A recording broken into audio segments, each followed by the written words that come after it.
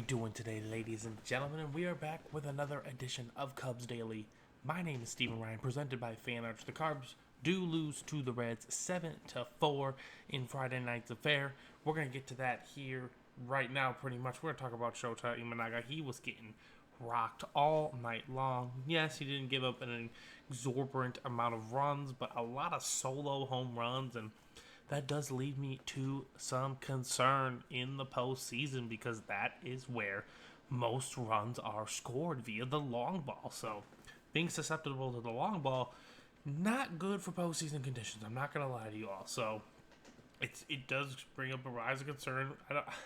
I've already been on the proponent of starting Cade Horton in Game 1 of the Wild Card Series, but obviously, given the not historical, but the recent seasons, Shota has been our number one pitcher. There's no doubt about it. Obviously, a steal pitch that might be up for a different discussion, but as I said, Shota has been our number one pitcher this year, and he's just been getting tattooed here lately, and it's not good to see. It's not a positive thing. Can Shota have got great swing and miss stuff? Absolutely, but he's really got to calm down, and so the postseason, that's when the pressure is applied. So curious to see how Shota responds to that. I imagine he's going to get one more start here, and we're going to talk about that, towards the end of the video. Getting near to the end here, ladies and gentlemen. 1 week, almost just a little over 1 week to go. So, concerns with Shota to start off. Yes, the team just did not look good tonight. Obviously, the offense battled as much as it can. This offense, I'm going to be honest with you guys, it's not capable of scoring much more than 6 runs at the moment, it feels like.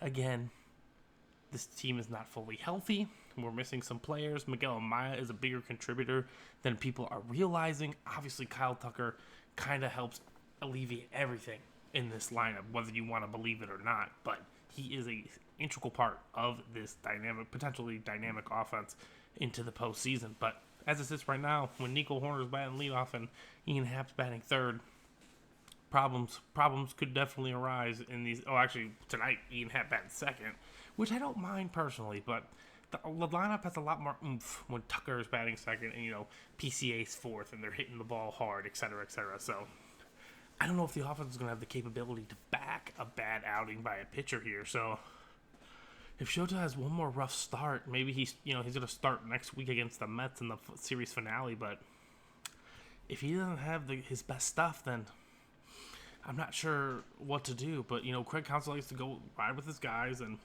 this is why I would start Shota in Game 2, because generally the Cubs' record after a loss is really, really good. Obviously tonight that didn't happen, or yesterday didn't happen, but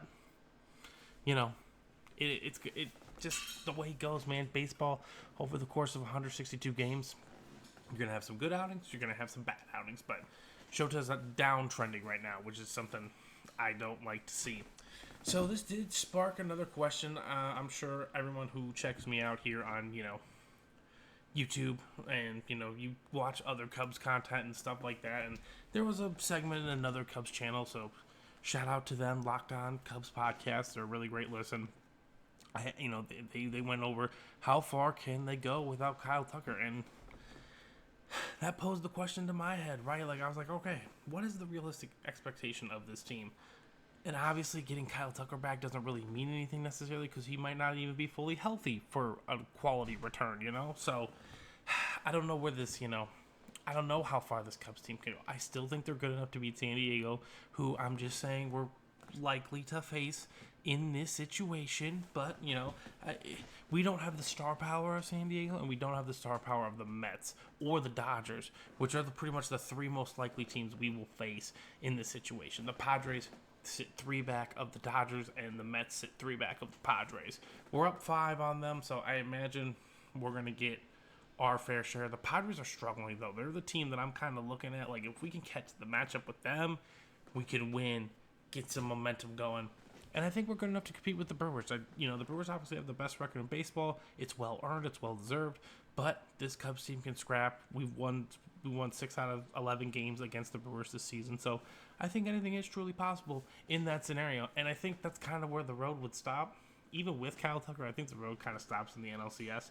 Obviously, when you get to the NLCS, you have pitching and you're hitting. It's usually pretty good. Just whoever we face on that other side, whether it be the Phillies or the Dodgers, I think it's just going to be, not a good series in favor of the Cubs. But hey, you know what? It's baseball.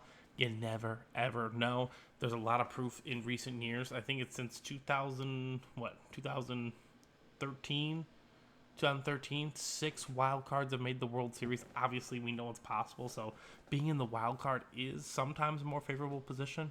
So again, how far can this team go? I'm gonna say the NLCS. On an average spell, do they have the potential to win the World Series? I'm going to also say yes to that. But the bats have to be rolling and the pitching has to be clicking. And you'll see early signs of that in an NLDS or a wild card run. So I think they can do it.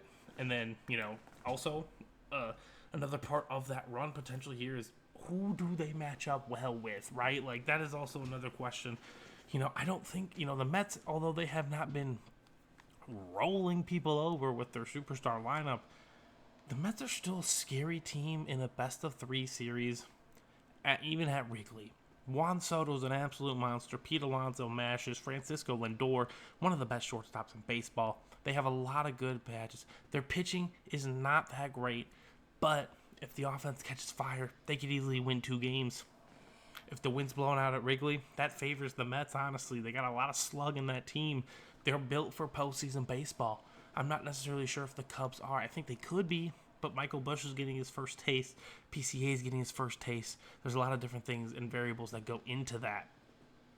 And, I think if the Padres were to catch the Dodgers, I would not want to see them in a best-of-3. But just as much as they could go wrong for the Cubs in a best-of-3, it could absolutely go right. It's just 2 of 3. The Cubs have won so many series this year. It's unbelievable to think about. So, again, I'm not too concerned on that front, but I think the most favorable matchup for this Cubs team is the Padres. The Padres are struggling, not mightily, but they're not winning a lot of games, right? I think they just dropped 2 of 3 to the Mets. They just lost to the White Sox yesterday, and the White Sox, who have been playing better, are not a good baseball team. So the Padres, they're struggling, and I think this is an excellent opportunity to take advantage of a struggling team limping its way into the playoffs. Cubs can get right against that pitching staff. I mean, I saw the game the other day against the Mets. They brought in Mason Miller in the 7th. What are they doing over there? Serious question, Padre fans. If this video catches you somehow, please tell me what is going on over there. Why is Mason Miller coming in the 7th? That is one of my only questions I have for you guys. So I want to give a little, summary here to kind of, round out the show. And, you guys are going to see this morning, Saturday morning. And, there's going to be 6-7 games left, right? Maybe 8 games left for your squad. You got a whole week ahead, and a week from tomorrow is the final day of the regular season. And what a journey it's been here, ladies and gentlemen. The ups and downs, of this baseball team. We've gone through it together. If you've been following the channel since the beginning, obviously we talked about them in Japan. We talked about them in spring training. We talked about that insane start they got off to as well. And all in all, with the struggles as well, this has just been a full range of spectrum with this Cubs team. And honestly, I'm very happy that we're in the playoffs, and I'm excited to watch them play. I hope it's not for just 2 or 3 games, but, sometimes that's the way baseball plays. But I think the true indicator of what this team is going to be this year and in the future is in that best-of-3. Okay, I think if the Cubs win that best-of-3, a lot more doors open up. Obviously, you go to the NLDS, but obviously free agents might want to pop in over here, right? Maybe Kyle Tucker takes a little more of a discount so we can sign another guy. Again, I know you don't think he's coming back, but maybe, with this injury history, I think someone pitched it the other day, kind of like on a Cody Bellinger deal, a prove-it deal. I'll take 1 more year of Kyle Tucker on a prove-it deal. I think that's absolutely worth a shot in the dark, personally. So, just reflecting on this year, we have 2 more with the Reds. We're going to have another one tonight and tomorrow, 3 with the Mets, and then 3 with the Cardinals to round out the year at Wrigley Field. And ladies and gentlemen, you know where you need to be to get all of the fun and discussion. That's right here on Cubs Daily. Make sure you guys drop your thoughts down in the comment section below. How are you feeling about the team? Obviously, the loss tonight was not a good one, but where are you at with this team? I want to hear you down below. So that's going to do it for me here on Cubs Daily. I hope you all have a fantastic rest of your day, and I'll talk to you guys tomorrow.